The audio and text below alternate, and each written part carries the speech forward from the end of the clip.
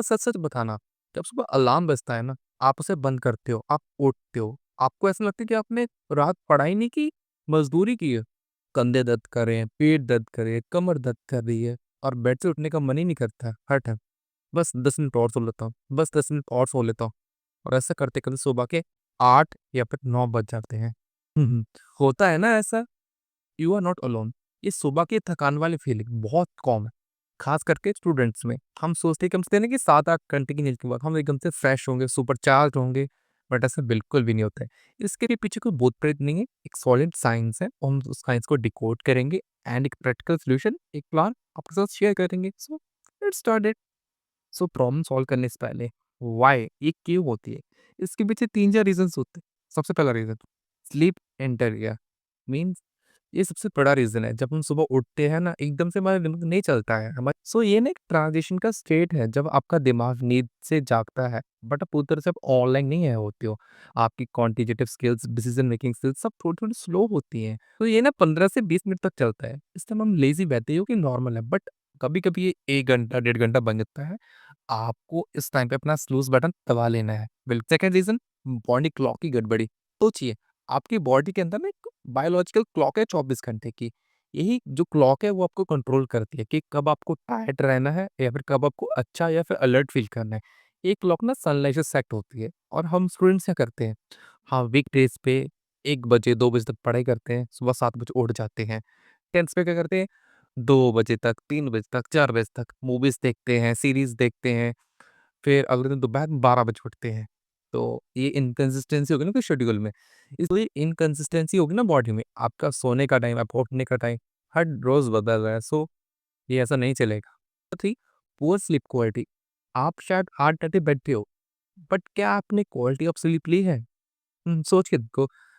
जो स्लीप होती है ना उसके डिफरेंट डिफरेंट स्टेजेस होते हैं। इसमें सबसे इंपॉर्टेंट क्या होता है? Deep sleep. डीप स्लीप जिसमें आपकी बॉडी आराम करती है, आपके मसल्स, आपके सेल्स सब कुछ रिपेयर हो रखा है। मीन इसी फेज में जो आपने दिन भर में पढ़ा होता है वो स्टोर होता है।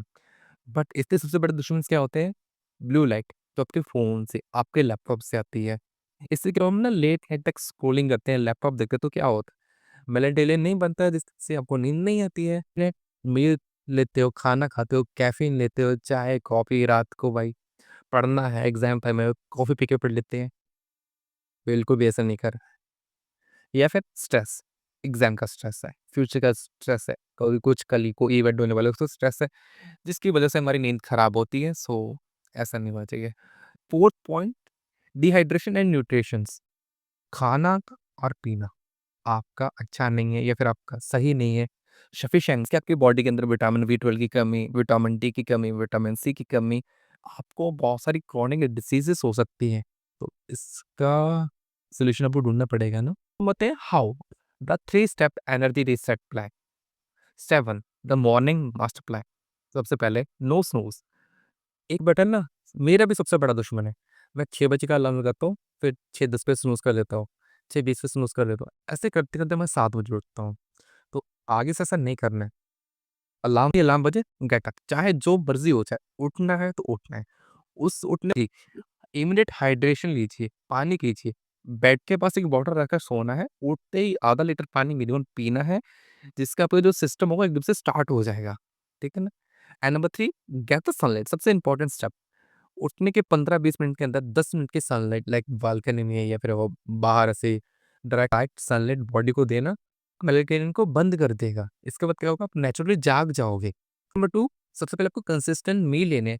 कोशिश कीजिए आपका लंच, ब्रेकफास्ट, डिनर वगैरह-वगैरह सब एक टाइम पे उनको फिक्स कर।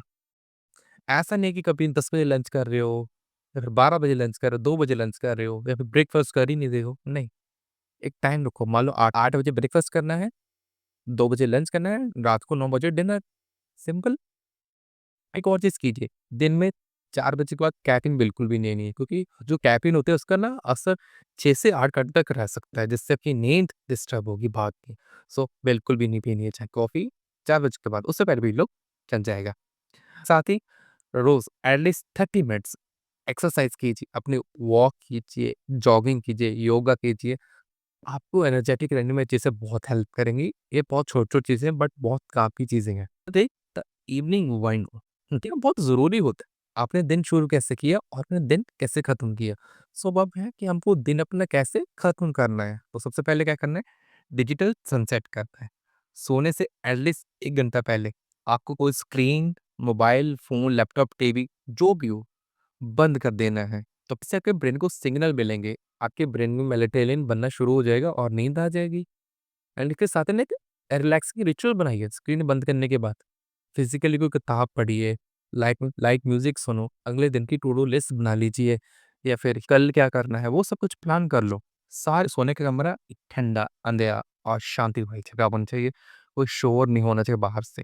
सो ये चीज़ें हैं गाइस, आपको अपनी रूटीन में बहुत बड़ा चेंज करने की ज़रूरत नहीं है। ये छोटी-छोटी चीज़ें होती हैं, आप इसको अडॉप्ट कीजिए। आप जब सुबह उठोगे तो बहुत एनर्जेटिक फ़ील करोगे, आपकी लाइफ़ बहुत अच्छी बन जाएगी।